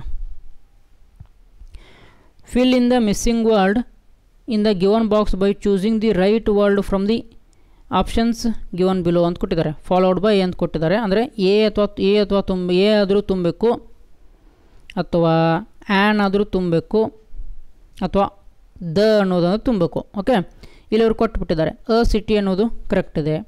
ಆ್ಯನ್ ಆ್ಯಪಲ್, ಆ್ಯನ್ ಅಂತ ಎದಕ್ಕೆ ತುಂಬಿದಾರಪ್ಪ ಅಂತಂದರೆ ಇಲ್ಲಿ ಆ್ಯಪಲ್ ಓವೆಲ್ಸ್ ಇದೆನಾ. ಓವೆಲ್ಸಲ್ಲೂ ಬಂದಾಗ ನಾವು ಏನು ಮಾಡಬೇಕು ಆ್ಯನ್ ತುಂಬಬೇಕು. ಓವೆಲ್ಸ್ ಯಾವುವು? A E I O U, ಇವೆಲ್ಲ ಓವೆಲ್ಸ್, ಹೌದಾ. ಸೊ ಈ ಓವೆಲ್ಸ್ ಬಂದಾಗ ಆ್ಯನ್ ತುಂಬಬೇಕು ನಾವು. ಓಕೆ, ಓವೆಲ್ಸ್ ಬಂದಾಗ ಆ್ಯನನ್ನು ತುಂಬಬೇಕು. ಕರೆಕ್ಟಾಗಿ ತುಂಬಿದ್ದಾರೆ ಅವರು. ಆ್ಯನ್ ಆ್ಯಪಲ್ ಅಂತೇಳಿ. ಯಾಕಪ್ಪ ಅಂತಂದರೆ ಫಸ್ಟ್ ಎ ಇದೆ ನೋಡಿರಿ. ಸೊ ಎ ಇದ್ದಾಗ ಆ್ಯನ್ ಆ್ಯಪಲ್ ತುಂಬಬೇಕು. ಹಾಗಾದರೆ ದ ಇದ್ದಾಗ ಏನು ತುಂಬಬೇಕು? ದ ಇದ್ದಾಗ ಯಾವುದೇ ಒಂದು ವಸ್ತು ಬಗ್ಗೆ ಅಥವಾ ವ್ಯಕ್ತಿಯ ಬಗ್ಗೆ ನಿಖರವಾಗಿ ಹೇಳ್ತಿರ್ತೀವಿ ನೋಡಿ ನಾವು, ಅವಾಗ ನಾವು ದ ಅನ್ನುವಂಥ ತುಂಬಬೇಕು. ಸೊ ಹಾಗಾದರೆ ಇಲ್ಲಿ ದ ಸ್ಕೈ ಈಸ್ ಬ್ಲೂ ಅಂತ ಹೇಳ್ಬೋದಲ್ವಾ. ದ ಸ್ಕೈ ಈಸ್ ಬ್ಲೂ ಅಂತ ಹೇಳ್ಬೋದು. ಸೊ ಹಾಗಾಗಿ ದ ಸ್ಕೈ ಅಂತೇಳಿ ನಾವು ಇಲ್ಲಿ ತುಂಬೋದು. ಸೊ ಸ್ಕೈ ಅಂತಂದು ಇಲ್ಲಿ ತುಂಬಬೇಕು. ಸೊ ರೈಟ್ ಆನ್ಸರ್ ಏನಿದು? ಆಪ್ಷನ್ ಸಿ ಯಲ್ಲಿರುವಂಥ ಸ್ಕೈ ಅಂತ ಆನ್ಸರ್ ಬರ್ತದೆ. ನೆಕ್ಸ್ಟ್ 16ನೇ ಪ್ರಶ್ನೆ ನೋಡಿರಿ. The word that makes the same meaning with the pleasant is ಅಂತ ಕೊಟ್ಟಿದ್ದಾರೆ. ಅಂದರೆ ಪ್ಲೀಸಂಟ್ ಅನ್ನುವಂಥ ಒಂದು ವರ್ಡ್ ಕೊಟ್ಟಿದ್ದಾರೆ. ಅದೇ ಥರನಾದಂಥ ಸೇಮ್ ಮೀನಿಂಗ್ ಬರುವಂಥದ್ದು ಅಥವಾ ಸಮಾನಾರ್ಥಕ ಮೀನಿಂಗ್ ಬರುವಂಥದ್ದು ಸಮಾನಾರ್ಥಕ ಪದ ಯಾವುದು ಅಂತ ಕೇಳಿದ್ದಾರೆ ನಿಮಗೆ ಅವರು. ಸಮಾನಾರ್ಥಕ ಪದ ಕೇಳಿದ್ದಾರೆ. ಓಕೆ, ಸಮಾನಾರ್ಥಕ ಪದ ಯಾವ್ದು ಬರ್ತೈತಿ ಇಲ್ಲಿ? ಮೊದಲಿಗೆ ಅದನ್ನ ಗೊತ್ತಾಗಬೇಕಪ್ಪ ಅಂದರೆ ನಮಗೆ ಶಬ್ದಗಳ ಅರ್ಥ ಗೊತ್ತಿರಬೇಕು. ಹೌದಾ? ಹಾಗಾದರೆ ಹೇಟ್ ಅಂತಂದ್ರೆ ಏನು? ಹೇಟ್ ಅಂತಂದ್ರೆ ಏನು? ದ್ವೇಷ ಅಂತ ಬರ್ತದೆ. ದ್ವೇಷ ಅಂತ ಬರ್ತದೆ. ಓಕೆ, ಅದಕ್ಕಿಂತ ಮೊದಲು ನಿಮಗೆ ಪ್ಲೀಸಂಟ್ ಅಂದರೆ ಏನಂತ ತಿಳ್ಕೊಬೇಕಲ್ವಾ? ಪ್ಲೀಸಂಟ್ ಅಂತಂದ್ರೆ ಏನು? ಮನ ಮುಟ್ಟುವಂಥದ್ದು. ಓಕೆ, ಮನ ಮುಟ್ಟುವಂಥದ್ದು, ಆಹ್ಲಾದಕರವಾದಂಥದ್ದು, ಓಕೆ, ಇಷ್ಟವಾಗುವಂಥದ್ದು ಅಂತ ಬರ್ತದೆ. ಓಕೆ, ಮನ ಮುಟ್ಟುವ, ಆಹ್ಲಾದಕರ ಅಥವಾ ಸಂತೋಷದಾಯಕ ಅಂತೇಳಿ ಪ್ಲೀಸಂಟ್ ಅನ್ನುವಂತಹ ಶಬ್ದದ ಅರ್ಥ. ಹಾಗಾದರೆ ಈ ಹೇಟ್ ಅಂತಂದ್ರೆ ದ್ವೇಷ, ಇವೆರಡು ಅಪೋಸಿಟ್ ವರ್ಡ್ ಅದು ಅಲ್ಲ. ಸೊ ಹಾಗಾಗಿ ಇದು ರಾಂಗ್. ಯಾಕಂದರೆ ನಮಗಿಲ್ಲಿ ಅವರು ಸೇಮ್ ಮೀನಿಂಗ್ ಕೇಳಿದ್ದಾರೆ, ಸಮಾನಾರ್ಥಕ ಪದ ಕೇಳಿದ್ದಾರೆ. ಇದು ರಾಂಗ್ ಆಗ್ತದೆ. ಅನ್ಪ್ಲೀಸಂಟ್ ಅಂದ್ರೂ ಅಹಿತಕರ ಅಂತ ಬರ್ತದೆ. ಏನು ಹೇಳ್ರಿ? ಅಹಿತಕರ. ಅದು ಪ್ಲೀಸಂಟ್ ಎಂಬುದರ ವಿರುದ್ಧಾರ್ಥಕ ಪದ, ಅದು ಅಹಿತಕರ. ಸೊ ಇದು ರಾಂಗ್ ಆಗ್ತದೆ, ಯಾಕಂದರೆ ಅದು ವಿರುದ್ಧಾರ್ಥಕ ಪದ. ಹ್ಯಾಪಿ ಅಂತಂದರೆ ಸಂತೋಷ. ಓಕೆ, ಸಂತೋಷ ಅಂತ ಏನು ನಮಗೆ ಇದರ ಮೀನಿಂಗ್ ಬರ್ತದೆ. ಬಟ್ ಪ್ಲೀಸಂಟ್ಗೆ ಸಂತೋಷ ಒಂದು ಸಮಾನಾರ್ಥಕ ಪದ ಆಗೋದಿಲ್ಲ. ಹೌದಾ? ಸೊ ಹಾಗಾಗಿ ಸರಿಯಾದ ಉತ್ತರ ಯಾವ್ದು ಬರ್ತಿತ್ತಪ್ಪ ಅಂತಂದ್ರೆ ಆಪ್ಷನ್ ಸಿ ಯಲ್ಲಿರುವಂಥ ನೈಸ್ ಎಂಬುವಂಥದ್ದು ಬರ್ತದೆ. ಓಕೆ, ನೈಸ್ ಅಂತಂದ್ರೆ ಚೆನ್ನಾಗಿದೆ, ಸಂತೋಷ, ಈ ಟೈಪ್ ಮೀನಿಂಗ್ ಬರ್ತದೆ. ಸೊ ಪ್ಲೀಸಂಟ್ಗೆ ನಾವು ನೈಸ್ ಅನ್ನುವಂಥದ್ದನ್ನು ಸಮಾನಾರ್ಥಕ ಪದ ಮಾಡ್ಬೋದು. ಸೊ ಸರಿಯಾದ ಉತ್ತರ ಯಾವುದಿಲ್ಲಿ? ನೈಸ್ ಅನ್ನುವಂಥದ್ದು. ಓಕೆ, ಸೊ ಹಾಗಾದರೆ ಇಲ್ಲಿವರೆಗೂ ನಾವು ಸುಮಾರು ಇಂಗ್ಲೀಷ್ ವಿಷಯಕ್ಕೆ ಸಂಬಂಧಪಟ್ಟಂತೆ 16 ಪ್ರಶ್ನೆಗಳನ್ನ ಸಾಲ್ವ್ ಮಾಡಿದ್ವಿ. ನೆಕ್ಸ್ಟು ಇದರಲ್ಲಿ ಗಣಿತ ವಿಷಯಕ್ಕೆ ಸಂಬಂಧಪಟ್ಟಂಥ ಪ್ರಶ್ನೆಗಳು ಬರ್ತಾವೆ. ಆ ನಂತರ ಯಾವ ಬರ್ತಾವಪ್ಪ ಅಂತಂದರೆ ವಿಜ್ಞಾನ ವಿಷಯಕ್ಕೆ ಸಂಬಂಧಪಟ್ಟಂಥವು ಬರ್ತಾವೆ. ಓಕೆ, ಇದೇ ಥರ ಸಮಾಜ ವಿಜ್ಞಾನಕ್ಕೆ ಸಂಬಂಧಪಟ್ಟಂಥ ಬರ್ತಾವೆ. ಆಮೇಲೆ ಜನರಲ್ ನಾಲೆಜ್ ಸಂಬಂಧಪಟ್ಟಂಥ ಬರ್ತಾವೆ. ಕನ್ನಡ ವಿಷಯಕ್ಕೆ ಸಂಬಂಧಪಟ್ಟಂಥ ಪ್ರಶ್ನೆಗಳು ಬರ್ತಾವೆ. ಓಕೆ, ಸೊ ಇಲ್ಲಿವರೆಗೂ ನಾವೇನು ಸಾಲ್ವ್ ಮಾಡಿದ್ವಲ್ಲ, ಇದೇ ಥರ ನಿಮಗೆ ಆದರ್ಶ ವಿದ್ಯಾಲಯ ಪ್ರಶ್ನೆ ಪತ್ರಿಕೆಗಳ ಹಿಂದಿನ ವರ್ಷದ ಪ್ರಶ್ನೆ ಪತ್ರಿಕೆಗಳು ಬೇಕಾಗಿದ್ದವಪ್ಪ ಅಂತಂದ್ರೆ ಈ ಒಂದು ವಾಟ್ಸಪ್ ನಂಬರ್ಗೆ ಮೆಸೇಜ್ ಮಾಡಿ. ಓಕೆ, ಯಾಕಪ್ಪ ಅಂತಂದ್ರೆ ಈಗ ನೋಡಿದ್ರಲ್ಲ ನೀವು, ಈಗ ಇದರಲ್ಲಿ ನಾನು ಹೇಳಿದೆ ಯಾವ್ದಾದ್ರು ಇದು ಇಂಪಾರ್ಟೆಂಟ್ ಅಲ್ಲ ಅಂತೆಲ್ಲ ಹೇಳಿದೆ ನಾನು. ಹೌದಾ? ಸೊ ನಿಮಗೆ ಇದು ಇಂಪಾರ್ಟೆಂಟ್ ಅಂತೇಳಿ ಯಾವಾಗ ಗೊತ್ತಾಕೈತಪ್ಪ, ಒಂದು ಪ್ರಶ್ನೆ ಇಂಪಾರ್ಟೆಂಟ್ ಯಾವಾಗ ಗೊತ್ತಾಕೈತಪ್ಪ ಅಂತಂದ್ರೆ ಆ ಒಂದು ಪ್ರಶ್ನೆ ಭಾಳಷ್ಟು ಪ್ರಶ್ನೆ ಪತ್ರಿಕೆಗಳಲ್ಲಿ ಬಂದಾಗ ನಿಮ್ಗೆ ಗೊತ್ತಾಗ್ತದೆ. ಓಕೆ, ಸೊ ಹಾಗಾದರೆ ಈ ಒಂದು ಪ್ರಶ್ನೆ ಇಂಪಾರ್ಟೆಂಟ್ ಗೊತ್ತಾಗಬೇಕಪ್ಪ ಅಂದರೆ ನಿಮ್ಮ ಹತ್ರ ಮೊದಲೇನಿರಬೇಕು? ಹಳೆಯ ವರ್ಷದ ಅಥವಾ ಹಿಂದಿನ ವರ್ಷದ ಪ್ರಶ್ನೆ ಪತ್ರಿಕೆಗಳು ಇರಬೇಕು. ಸೊ ಹಾಗಾದರೆ ಯಾರ್ಯಾರಿಗೆಲ್ಲ ಹಿಂದಿನ ವರ್ಷದ ಪ್ರಶ್ನೆ ಪತ್ರಿಕೆಗಳು ಬೇಕು ಅವರು ಈ ಒಂದು ವಾಟ್ಸಪ್ ನಂಬರ್ಗೆ ಮೆಸೇಜ್ ಮಾಡಿ. ಓಕೆ, ನಾವು ನಿಮಗೆ ಈ ವಾಟ್ಸಪ್ ಮುಖಾಂತರ PDF ಮಾಡಿ ಈ ಒಂದು ಪ್ರಶ್ನೆ ಪತ್ರಿಕೆಗಳನ್ನ ಸೆಂಡ್ ಮಾಡ್ತೀವಿ. ಓಕೆ, ಅತಿ ಕಡಿಮೆ ಶುಲ್ಕವನ್ನು ತೆಗೆದುಕೊಂಡು ಅಥವಾ ಫೀಯನ್ನು ತೆಗೆದುಕೊಂಡು ನಿಮಗೆ ಸೆಂಡ್ ಮಾಡ್ತೀವಿ. ಓಕೆ, ಈ ಎಕ್ಸಾಮ್ಗೆ ಹೋಗೋ ಮುಖಾಂತರ ಅಂದರೆ ಹೋಗೋಕ್ಕಿಂತ ಮುಂಚೆ ಮೊದಲಿಗೆ ಎಲ್ಲ ಕ್ವಶನ್ ಪೇಪರ್ಗಳನ್ನ ನೀವು ಬಿಡಿಸ್ಕೊಂಡು ಹೋದರೆ ನಿಮಗೆ ಕ್ವಶನ್ಗಳು ಇದು ಹೊಸದು ಅಂತೇಳಿ ಅನಿಸೋದಿಲ್ಲ. ಓಕೆ, ಎಲ್ಲೋ ಇದನ್ನ ಸಾಲ್ವ್ ಮಾಡಿದೀನಿ ಅನಿಸುತ್ತೆ. ಸೊ ಹಾಗಾಗಿ ನೀವು ಸರಿಯಾದ ಉತ್ತರವನ್ನು ಹಾಕಿ ಬರ್ತೀರಾ. ಆಮೇಲೆ ಈ ಒಂದು ಪ್ರಶ್ನೆ ಪತ್ರಿಕೆ ಕೇವಲ ಆದರ್ಶ ವಿದ್ಯಾಲಯ ಪ್ರಶ್ನೆ ಅಂದರೆ ಪ್ರವೇಶ ಪರೀಕ್ಷೆಗೆ ಅಷ್ಟೇ ಉಪಯೋಗ ಆಗುತ್ತೆ ಅಂತ ತಿಳ್ಕೊಬೇಡಿ. ಇದು ಎಲ್ಲ ಪ್ರವೇಶ ಪರೀಕ್ಷೆಗಳಿಗೂ ಸಹ ಉಪಯೋಗ ಆಗುತ್ತೆ. ಫಾರ್ ಎಕ್ಸಾಂಪಲು ಈ ಮುಂಬರುವಂತಹ ಸೈನಿಕ್ ಶಾಲೆ ಎಕ್ಸಾಮ್ ಆಗಿರ್ಬೋದು. ಓಕೆ, ಆಮೇಲೆ ಮೌಲಾನಾ ಆಜಾದ್ ಎಂಟ್ರೆನ್ಸ್ ಎಕ್ಸಾಮ್ ಆಗಿರ್ಬೋದು. ಓಕೆ, ಸೊ ಈ ಥರ ಇನ್ನು ನವೋದಯ ಆಗಿರ್ಬೋದು, ಮೊರಾರ್ಜಿ ಆಗಿರ್ಬೋದು, ಇವೆಲ್ಲ ಎಕ್ಸಾಮ್ಗೂ ಸಹ ಇದು ಹೆಲ್ಪ್ ಆಗ್ತದೆ. ಓಕೆ, ಮತ್ತು ಈ ಒಂದೇ ವರ್ಷಕ್ಕೆ ಹೆಲ್ಪ್ ಆಗ್ತದೆ ಅಂತ ತಿಳ್ಕೊಬೇಡಿ. ಮುಂದಿನ ವರ್ಷ ಅಂದರೆ 2026ರಲ್ಲಿ ಯಾರ್ಯಾರು ಬರ್ತಿರೋ ಎಕ್ಸಾಮ್ ಅವ್ರಿಗೂ ಸಹ ಇದು ಹೆಲ್ಪ್ ಆಗ್ತದೆ. 2027, 28, 29 ಈ ಥರ ಎಲ್ಲ ವರ್ಷದ ಪ್ರವೇಶ ಪರೀಕ್ಷೆಗೂ ಸಹ ಈ ಒಂದು ಪ್ರಶ್ನೆ ಪತ್ರಿಕೆಗಳು ಸೆಂಡ್ ಮಾಡ್ತೀವಿ. ಓಕೆ, ಏನು ಆಗ್ತಾವೆ? ಹೆಲ್ಪ್ ಆಗ್ತಾವೆ. ಯಾಕಪ್ಪ ಅಂತಂದ್ರೆ ನಾವು ನಿಮಗೆ ಟೋಟಲ್ ಆಗಿ ಒಂದು 13 ಪ್ರಶ್ನೆ ಪತ್ರಿಕೆಗಳನ್ನ ಸೆಂಡ್ ಮಾಡ್ತಿದ್ದೀವಿ. ಸೊ ಇದನ್ನು ಚೆನ್ನಾಗಿ ಪ್ರಾಕ್ಟೀಸ್ ಮಾಡಿ ಎಕ್ಸಾಮ್ನ ಬರೀರಿ. ಓಕೆ, ಹಾಗಾದರೆ ನಿಮ್ಮ ಎಕ್ಸಾಮ್ಗೆ ಆಲ್ ದ ಬೆಸ್ಟ್ ಹೇಳ್ತಾ ಈ ಒಂದು ವಿಡಿಯೋನ ಇಲ್ಲೇ ಏನು ಮಾಡೋಣ. ನಿಮಗೆ ಈ ಒಂದು ವಿಡಿಯೋ ಇಷ್ಟ ಆಗಿದರೆ ಲೈಕ್ ಮಾಡಿ, ಶೇರ್ ಮಾಡಿ, ಮತ್ತು ಮುಂದಿನ ವಿಡಿಯೋದಲ್ಲಿ ಸಿಗೋಣ. ಜೈ ಹಿಂದ್.